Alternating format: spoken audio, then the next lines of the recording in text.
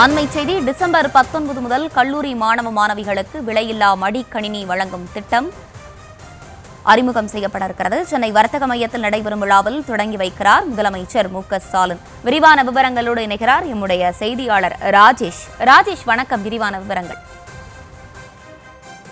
வணக்கம். தமிழக முதலமைச்சர் மடிக்கணினி வழங்கக்கூடிய திட்டத்தை வரும் 19ஆம் தேதி தொடங்கி வைக்கிறார். சென்னை வர்த்தக மையத்தில் இந்த நிகழ்ச்சி நடைபெற இருக்கிறது. பிப்ரவரி இறுதிக்குள் 10 லட்சம் பேருக்கு மடிக்கணினி வழங்கக்கூடிய பணி முடிக்கப்படும் என்றும் தெரிய வருகின்றது.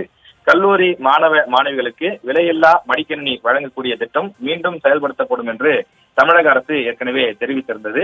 கடந்த பட்ஜெட் கூட்டத்தொடரில் அடுத்த 2 ஆண்டுகளில் 20 லட்சம் பேருக்கு இந்த மடிக்கணினி அல்லது டேப் வழங்கப்படும் என்று தமிழக அரசு சட்டமன்ற கூட்டத்தொடரிலேயே தெரிவித்திருந்தது. தரமான மடிக்கணினிகளை வழங்க தமிழக அரசு திட்டமிட்டிருப்பதாகவும் ஒரு மடிக்கணினி விலை 20,000 ரூபாய்க்கு குறையாமல் இருக்கும் என்றும் அமைச்சர் தங்கம் தென்னரசு சட்டப்பேரவையிலேயே தெரிவித்திருந்தார். மாணவர்களுக்கு ஒரு மிகப்பெரிய அறிவை வளர்க்கக்கூடிய பல்வேறு விஷயங்களை தெரிந்து கொள்வதற்கு, மேற்படிப்பு மற்றும் வேலைவாய்ப்பு சம்பந்தப்பட்ட தகவல்களை தெரிந்து கொள்வதற்கும் பெரிய பயனுள்ள விஷயமாக இருந்தது. எனவே அந்த திட்டத்தை மீண்டும் கொண்டு வர வேண்டும் என்று கோரிக்கைகள் இருந்த நிலையில தமிழக அரசு அதனை இன்னும் ஒரு குவாலிட்டியான ஒரு லேப்டாப்பாக, தரமான விஷயமாக மாணவர்களுக்கு சென்று சேர வேண்டும் என்ற அடிப்படையிலே தற்போது அமைந்திருக்கக்கூடிய திமுக அரசு அதனை மேம்படுத்தி கொண்டு வந்திருக்கின்றது.